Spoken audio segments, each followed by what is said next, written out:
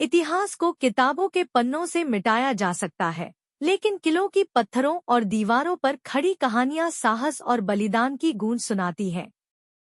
आज हम मराठों की भूमि की यात्रा पर निकलते हैं, जहां शेरों के शेर छत्रपति शिवाजी महाराज और उनके पुत्र धर्मवीर छत्रपति संभाजी महाराज ने एक ऐसा विरासत बनाई जो समय के साथ गूंजती है। आइए हम एक ऐसे योद्धा के जीवन और संघर्षों को उजागर करें, जिसने मुगल साम्राज्य की शक्ति के खिलाफ खड़ा हुआ। 14 मई 1657 को पुरंदर किले में जन्मे संभाजी महानता के लिए नियत थे। शिवाजी महाराज और उनकी पहली पत्नी सैबाई के पहले पुत्र के रूप में उनका जन्म हिंदवी स्वराज्य के लिए एक नए युग की शुरुआत के रूप में मनाया गया। यह किला, जो भगवान इंद्र के नाम पर रखा गया था, रणनीतिक रूप से महत्वपूर्ण था, क्योंकि यह मराठा साम्राज्य का द्वार था। छोटी उम्र से ही संभाजी केवल एक राजकुमार नहीं थे, बल्कि युद्ध और कूटनीति के छात्र थे। केवल 8 साल की उम्र में उन्हें पुरंदर संधि के तहत दुश्मन के शिविर में भेजा गया, जो उनके पिता द्वारा भविष्य के नेतृत्व के लिए तैयार करने के लिए एक साहसी कदम था। यह संधि, जो मिर्जा राजा जय सिंह के साथ हस्ताक्षरित हुई, ने संभाजी को मुगल बलों के साथ रहने की आवश्यकता थी जब तक कि संधि पूरी नहीं हो जाती। अप्रैल 1680 में शिवाजी महाराज की असामयिक मृत्यु के बाद संभाजी ने राजनीतिक उथल-पुथल के बीच सिंहासन पर चढ़ाई की। उनकी राजगद्दी चुनौतियों से भरी थी, क्योंकि औरंगजेब मराठा आत्मा को कुचलने की कोशिश कर रहा था। 16 जनवरी 1681 को संभाजी को हिंदवी स्वराज्य के दूसरे छत्रपति के रूप में आधिकारिक रूप से ताज पहनाया गया। संभाजी की वीरता बेजोड़ थी। उन्होंने औरंगजेब की सेनाओं के खिलाफ साहसी हमले किए, महत्वपूर्ण क्षेत्रों पर कब्जा किया और आपूर्ति लाइनों को बाधित किया। उनके नेतृत्व ने कई लोगों को हिंदवी स्वराज्य के लिए लड़ाई में शामिल होने के लिए प्रेरित किया। मराठा बलों ने उनके नेतृत्व में रणनीतिक छापे किए, जिसमें बार्नपुर पर महत्वपूर्ण हमला शामिल था, जहां उन्होंने अपने साम्राज्य को बनाए रखने के लिए आवश्यक धन को कैद किया।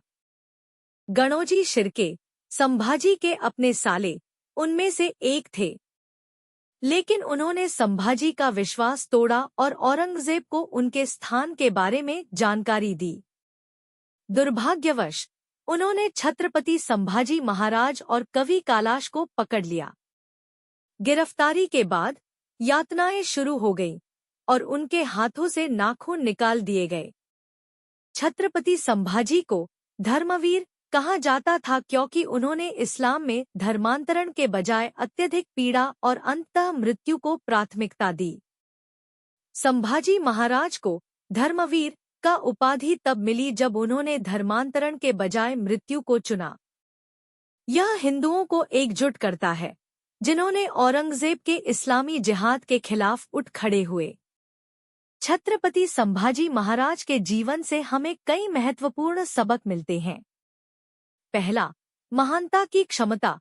उनका जन्म एक नई उम्मीद का प्रतीक था। यह हमें सिखाता है कि हर व्यक्ति में महानता की क्षमता होती है, चाहे उनकी उम्र या स्थिति कुछ भी हो। दूसरा, कठिनाइयों का सामना। जब वे केवल 8 साल के थे, तब उन्हें दुश्मन के शिविर में भेजा गया। यह दर्शाता है कि हमें कठिनाइयों का सामना करने से नहीं डरना चाहिए, क्योंकि असली साहस चुनौतियों का सामना करने में है। तीसरा, नेतृत्व और जिम्मेदारी। संभाजी महाराज ने अपने पिता की मृत्यु के बाद सिंहासन संभाला और औरंगजेब की शक्तिशाली सेना के खिलाफ लड़ाई लड़ी। यह हमें सिखाता है कि नेतृत्व केवल एक पद नहीं है, बल्कि यह जिम्मेदारी और साहस का प्रतीक है। चौथा, कठोर निर्णय। उन्होंने अपने दरबार में साजिशों का सामना किया और कठिन निर्णय लिए। यह हमें यह सिखाता है कि कभी-कभी हमें अपने मूल्यों के अनुरूप निर्णय लेने के लिए कठोर होना पड़ता है। अंत में, बलिदान और विरासत। उनकी शहादत ने उन्हें एक शहीद बना दिया, जो हमें यह सिखाता है कि सच्चा बलिदान कभी व्यर्थ नहीं जाता।